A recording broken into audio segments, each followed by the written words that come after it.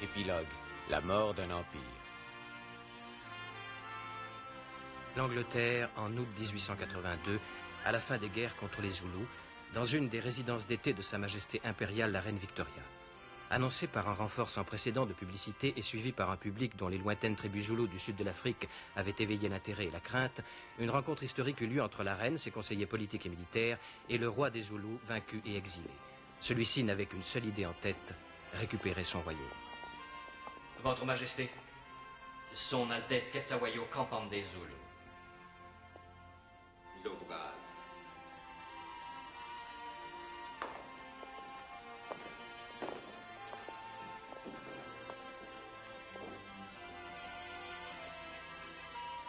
Ndlovukazi, siyawubonga umusa wendlovukazi yabamhlophe. Sifisa ukwakha ubuhlobo obunomphelo.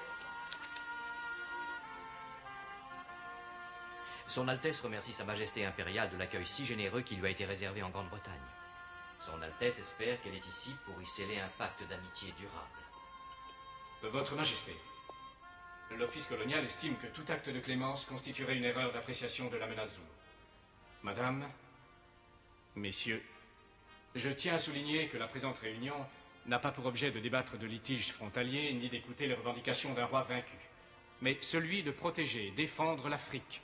Je crois fermement, Madame, que notre devoir souverain est de sauvegarder le bien-être de ceux de nos compatriotes qui ont planté nos couleurs dans ces contrées lointaines, tout comme celui des fidèles tribus cafres qui comptent sur nous pour apporter la paix à cette malheureuse terre, laquelle depuis près de 60 ans est dévastée, mise à feu et à sang, par une des plus redoutables puissances militaires jamais créées, l'empire de Shaka Zulu, représenté ici par son héritier légitime, le roi Ketsawayo. Professeur Bramston. Shaka Zulu, Votre Majesté. Oui, unificateur des peuplades zoulous et fondateur de leur grand empire dont il fut le maître incontesté de 1816 à 1828, aux yeux de l'histoire, Shaka Zulu restera comme un des plus grands génies militaires de tous les temps. Un être supérieur, un conquérant de la taille d'un César ou d'un Alexandre. Que Sa Majesté imagine, si tel est son désir, qu'elle imagine l'exploit prodigieux de cet Achille africain de notre siècle, Shaka Zulu. En moins de 12 ans, cet homme métamorphose une poignée de bergers, d'enfants de la nature, pratiquement inoffensifs et qui plus est, par tradition et par atavisme, peu disposés et peu aptes à se battre, en une armée férocement disciplinée de plus de 80 000 guerriers, aussi habiles qu'impitoyables. Il étendit son influence sur la majeure partie du sud-est africain. Un empire comparable en superficie et en puissance à celui de Napoléon. Et en perfidie et en traîtrise à celui de Gengis Khan. Votre Majesté, et vous, messieurs, j'ajoute que la machine de guerre créée par Shaka Zulu était si homogène, si savamment élaborée, qu'elle a survécu à la mort de son chef pendant près d'un demi-siècle. Oui, je sais, la couronne l'a enfin vaincu, mais cette défaite n'est que provisoire. La machine peut renaître et renaîtra sans cesse après chaque défaite si nous ne la détruisons pas une fois pour toutes. Et pourquoi cela?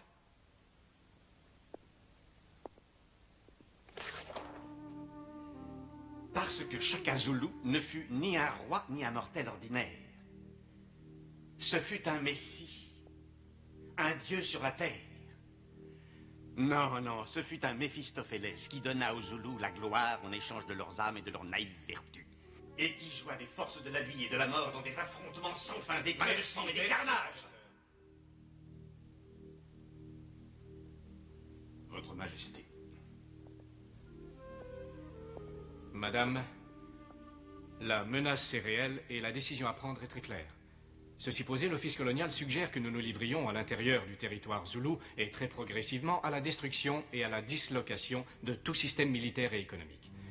En agissant ainsi, nous avons la conviction que les Zoulous, privés de meneurs et de centralisateurs, feront retour à cet état de félicité paisible dont ils jouissaient avant de subir la démentielle emprise de Shaka. En gros, je suis d'accord avec Kimberley. Et si les Zoulous refusent de plier, brisons-les et finissons-en. Voilà ce que je dis. C'est un service que nous leur rendons, à mon avis. Un retour aux travaux des champs, à la pelle et à la pioche serait le remède idéal pour ces sauvages. Et qui sait, il leur entrouvrirait peut-être les portes de la civilisation.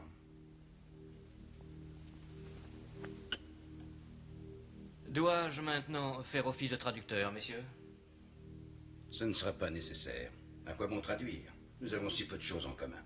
Surtout en ce qui concerne le respect de la personne humaine. Soyez remerciés, messieurs, de vos conseils et de vos efforts.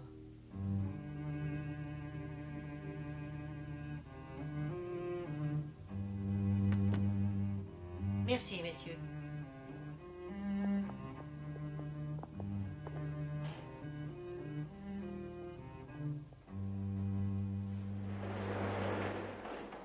Nous aimerions... Nous désirons savoir ce que Shaka Zulu représente pour vous. Il fut un de ces êtres exceptionnels qui ont le courage et l'audace de vivre leurs idéaux, et le don de faire fleurir leurs rêves dans les cœurs et les âmes de leurs compatriotes. Exactement, et c'est la raison pour laquelle nous ne saurions vous rendre votre royaume. Shaka Zulu aujourd'hui même est plus vivant qu'il ne le fut jamais. Son influence n'est pas morte avec lui, au contraire. Vous êtes le roi, mais c'est son esprit qui inspire et guide votre peuple. Vous le savez, nous sommes une femme pratique et réaliste.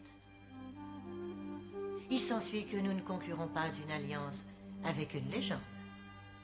Et c'est ainsi que l'empire créé par Shaka Zulu une 60aine d'années auparavant fut démembré.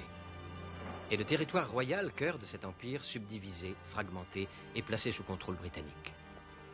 La gabegie politique qui régna alors, les interventions incessantes et inadaptées des Blancs dans la situation qui en résulta, allaient effectivement et efficacement détruire la maison de Shaka. À partir de ce moment, au fil des ans, les Zoulous en seraient réduits à rêver à la dignité, à la grandeur et à la gloire qui leur avaient été données par leur roi légendaire. Ce qui suit donc est son histoire.